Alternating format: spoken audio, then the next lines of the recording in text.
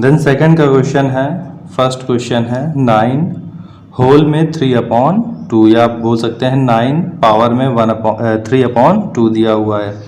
तो इस क्वेश्चन को अब हमें करना है सॉल्व। देखिए इस क्वेश्चन को किस तरह से सॉल्व करेंगे। क्वेश्चन है 9 की पावर 3/2, यहाँ पर 9 के फैक्टर्स हम कर लेंगे। 9 के जो फैक्टर्स आएंगे वो फैक्टर्स पता है आपको, 3 × 3 कर दो तो 9 हो जाता है। तो यहाँ 3 × 3 हम कर लेंगे और पावर में 3/2 हो जाएगा। 3 × 3 मतलब 3 2 टाइम्स है तो 3 की पावर 2 हो जाएगी और इसकी होल पावर 3/2 हो जाएगी। और पावर के ऊपर पावर लगी हुई हो तो दोनों पावर्स का मल्टीप्लाई हो जाता है, तो हो जाएगा 2 × 3/2, देन 2 में से 2 कट जाएगा और हो जाएगा 3 की पावर 3। अब हमें क्या करना है, इसकी वैल्यू फाइंड करनी है। तो 3 × 3 × 3 ये इस तरह से हम इसको एक्सपेंडेड फॉर्म में लिख देंगे। देन क्या हो जाएगा, इसका मल्टीप्लाई हो जाएगा। 3 3 जा 9, 3 जा 27, इसकी वैल्यू आ जाएगी और यही हमारा हो जाएगा आंसर। तो इस तरह से हमने सेकंड नंबर के फर्स्ट क्वेश्चन को सॉल्व कर लिया। अब देन इसके आगे के क्वेश्चंस को सॉल्व करते हैं। सेकंड क्वेश्चन है इसका 32 की पावर 2/5। यहाँ पर हमें 32 के फैक्टर्स करने हैं। आप चाहें तो फैक्टर्स नहीं भी करा सकते हैं। अगर आपको पता है कि 32 किन फैक्टर्स को निकालने से बन जाएगा और कितने टाइम्स निकालने पर बन जाएगा, तो आप उसको डायरेक्टली भी नोट डाउन कर सकते हैं। जैसे कि 32 हमारा जब हम 2 × 2 × 2 5 टाइम्स करेंगे तो आ जाएगा। तो इस तरह से हम क्या कर सकते हैं, इसको डायरेक्टली भी नोट डाउन कर सकते हैं, लेकिन यहाँ हम फैक्टर्स निकाल लेंगे। तो 2 से कट करेंगे, 2 1 जा 2, 2 6 जा 12, 2 8 जा 16, 2 4 जा 8, 2 2 जा 4, 2 1 जा 2 हो जाएगा। बेस में आ जाएगा 2 और कितने टाइम मल्टीप्लाई करने पर या फैक्टर्स निकालने पर हमें 32 मिल गया है, वो है 1 2 3 4 5 टाइम करने पर। तो अब 2 की पावर 5 की होल पावर 2/5 हो जाएगा और दोनों पावर्स का मल्टीप्लाई हो जाएगा। 2 5 मल्टीप्लाई 2/5, देन 5 1 जा 5 और 5 1 जा 5 हो जाएगा। अब इसके बाद में क्या होगा, 2 अब पावर में यहाँ पर 2 है और यहाँ पर 1 है तो इन दोनों का मल्टीप्लाई हो जाएगा, तो हो जाएगा 2 की पावर 2।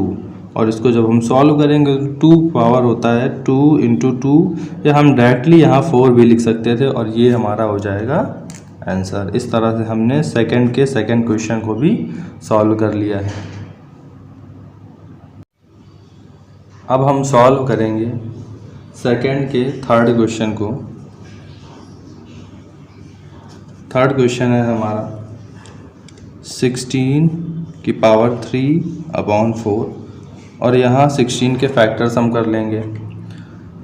16 के फैक्टर्स करने से करके आप देख सकते हैं, फैक्टर्स निकाल सकते हैं, और या फिर आप चाहें तो डायरेक्ट इसके फैक्टर्स लिख सकते हैं। 2 8 जा 16, 2 4 जा 8, 2 2 जा 4, 2 1 जा 2 हो जाएगा यहाँ पे।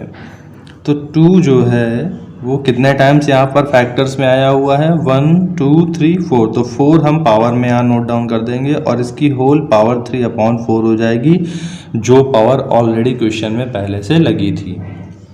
अब अगर पावर के ऊपर पावर लगी हो तो पावर का मल्टीप्लाई हो जाता है, तो हो जाएगा 2 4 × 3/4, पावर्स का पावर्स में मल्टीप्लाई हो जाएगा। 4 से 4 कट जाएगा, 4 1 जा 4, 4 1 जा 4 कट गया हमारा। और इसके बाद में अब यहाँ 3 और यहाँ 1 है तो 3 का 1 में मल्टीप्लाई हो जाएगा, तो हो जाएगी 2 की पावर 3। अब हम क्या करा सकते हैं, इसको सॉल्व करा सकते हैं।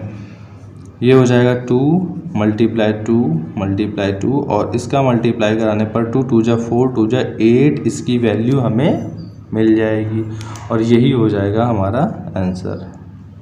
देन हम सॉल्व करते हैं इसके फोर्थ क्वेश्चन को।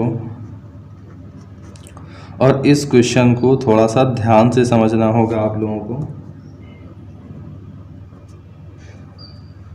इस क्वेश्चन में भी हम पहले के क्वेश्चंस की तरह ही फैक्टर्स बना लेंगे। फैक्टर्स होंगे 125 के। 5 से हमारा 125 कट हो जाता है, इसलिए हम 5 से इसके फैक्टर्स करना स्टार्ट करेंगे। 5 2 जा 10, 5 5 जा 25, 5 5 जा 25, देन 5 1 जा 5 हो जाएगा। तो जो 125 के फैक्टर्स मिले वो हमको मिले 5 इंटू 5 इंटू 5, मतलब 5 3 टाइम्स। इसकी होल पावर माइनस का 1/3 हो जाएगा, और पावर का पावर में मल्टीप्लाई हो जाता है तो हो जाएगा 5 3 मल्टीप्लाई -1/3। 3 1 जा 3 और 3 1 जा 3 कट हो जाएगा, और ये -1 और +1 से मल्टीप्लाई हो जाएगा। तो जब माइनस और प्लस में मल्टीप्लाई होता है तो माइनस आता है, और 1 में 1 का होगा तो 1 आ जाएगा। तो जो वैल्यू मिली हमको वो मिली 5 - 1, या हम इसको 5 इन्वर्स भी बोल देते हैं। अगर कोई डिजिट इन्वर्स में लिखी हो और उसकी प्लेस को आप चेंज कर दें तो इन्वर्स, क्योंकि माइनस की वैल्यू होती तो वो प्लस की हो जाएगी। 5 इन्वर्स लिखा हुआ है, यहाँ डिनोमिनेटर नहीं है तो यहाँ पर हम 1 कर सकते हैं। डिनोमिनेटर 1 अपने आप नोट डाउन किया जा सकता है। और इसके बाद जो 5 इन्वर्स लिखा है, या हम ये भी बोल सकते हैं 5 - 1 लिखा हुआ है। अगर कभी भी पावर माइनस की हो और आपको उसको प्लस करना हो तो आप उसके प्लेस को चेंज कर दीजिए, पावर अपने आप प्लस की हो जाएगी। तो यहाँ आप ऊपर 1 कर दीजिए, डिनोमिनेटर को न्यूमरेटर के प्लेस में और न्यूमरेटर को डिनोमिनेटर के प्लेस में कर दीजिए, और पावर आपकी प्लस की हो गई। तो इस तरह से 5 इन्वर्स या 5 की पावर -1 हमारा 5 की पावर +1 हो जाएगी। और इसके बाद इक्वल में ये जो 5 की पावर 1 है इसको हम लिख सकते हैं 1/5, और यही हमारी वैल्यू हो जाएगी और यही हमारा आंसर हो जाएगा। अब नेक्स्ट क्वेश्चन है हमारा थर्ड का फर्स्ट क्वेश्चन। चलिए इसको भी हम सॉल्व कर सकते हैं। क्वेश्चन है 2 की होल पावर 2/3, पॉइंट या मल्टीप्लाई कुछ भी आप इसको बोल सकते हैं, 2 होल की पावर 1/5। इस तरह से क्वेश्चन हमारा दिया हुआ है। इस क्वेश्चन को सॉल्व जब हम करेंगे तो सबसे पहले हम क्या देखेंगे कि हमारे यहाँ पर जो बेसेस है वो दोनों सेम है, तो हम बेस अपना नोट कर देंगे। अब इसके बाद क्या है, हमने एक फार्मूला पढ़ा था a की पावर m इंटू a की पावर n। इस फार्मूले का मतलब ये है कि अगर दोनों के बेस सिमिलर हैं और पावर डिफरेंट हैं तो उन दोनों पावर का प्लस हो जाता है। a की पावर m मल्टीप्लाई a की पावर n इक्वल a की पावर m प्लस n हो जाता है। तो इसी तरह हम क्या करेंगे, इसकी जो पावर्स हैं उन दोनों पावर्स का प्लस कर लेंगे।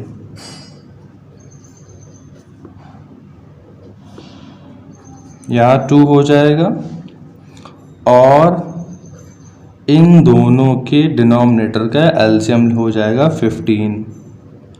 फिर आप 3 से 15 में डिवाइड करेंगे तो 5 टाइम जाएगा, 3 5 जो 15, 5 आया, और उस 5 को आपको 2 में मल्टीप्लाई कराना होगा, यहाँ 10 हो जाएगा, देन प्लस हो जाएगा।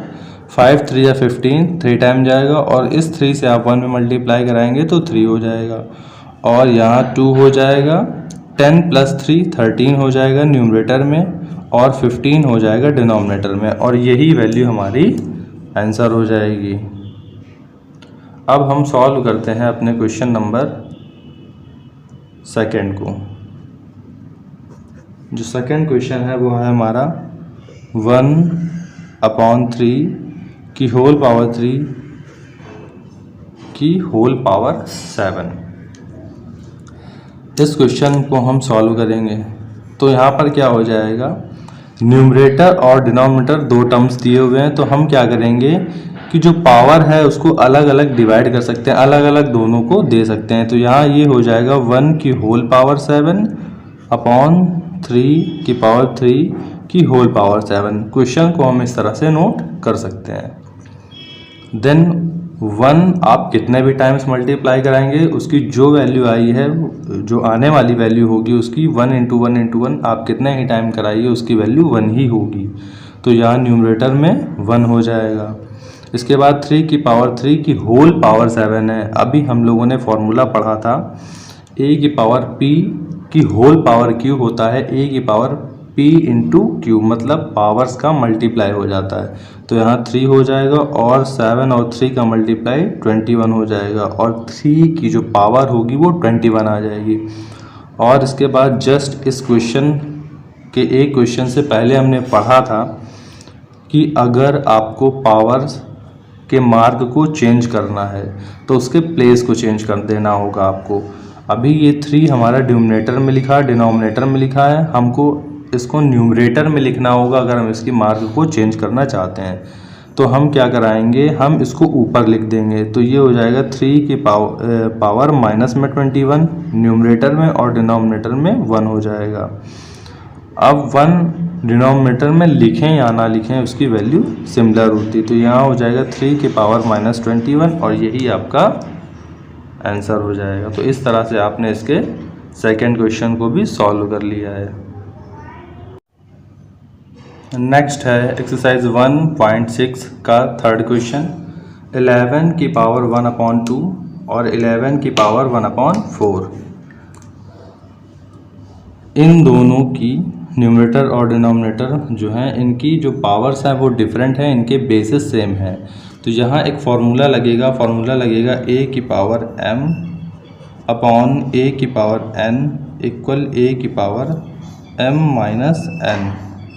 अगर दो पावर लगी हुई हैं किसी एक ही बेस में और पावर अलग अलग है और दोनों की बेसिस सेम है तो बेस लिख करके दोनों की पावर्स का माइनस करा देते हैं। इसी तरह हम इस क्वेश्चन को भी सॉल्व कराएंगे। यहाँ पर हो जाएगा 11 जो कि बेस लिखा हुआ है और इसके बाद में क्या हो जाएगा कि इन दोनों की पावर का माइनस करा देंगे। 1/2 माइनस 1/4 हो जाएगा। यहाँ 11 आप नोट डाउन कर देंगे और 2 और 4 के एलसीएम 4 ले लेंगे। 2 से आप 4 में डिवाइड करेंगे 2 टाइम जाएगा और 2 का 1 में मल्टीप्लिकेशन होगा 2 हो जाएगा, माइनस लग जाएगा। 4 का 4 में डिवाइड करेंगे अब 1 टाइम जाएगा और 1 का 1 में मल्टीप्लाई कर देंगे तो 1 हो जाएगा। देन हो जाएगा आपका 11 और 2 में 1 का माइनस कराएंगे तो 1 आपका न्यूमरेटर में आ जाएगा और 4 डिनोमिनेटर में ऑलरेडी आपका है।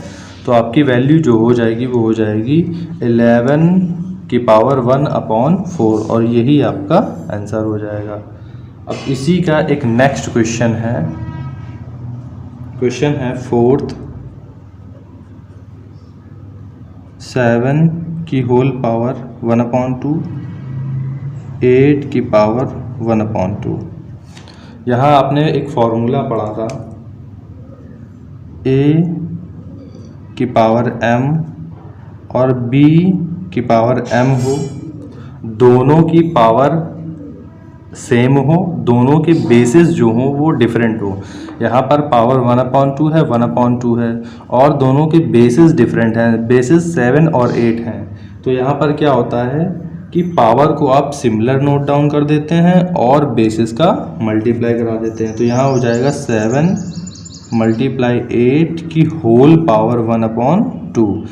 बेसिस का मल्टीप्लाई कर दिया और पावर को हमने होल में लिख दिया। तो ये हो जाएगा हमारा 56 की होल पावर 1/2 और इस तरह से हमने इस क्वेश्चन को सॉल्व कर दिया।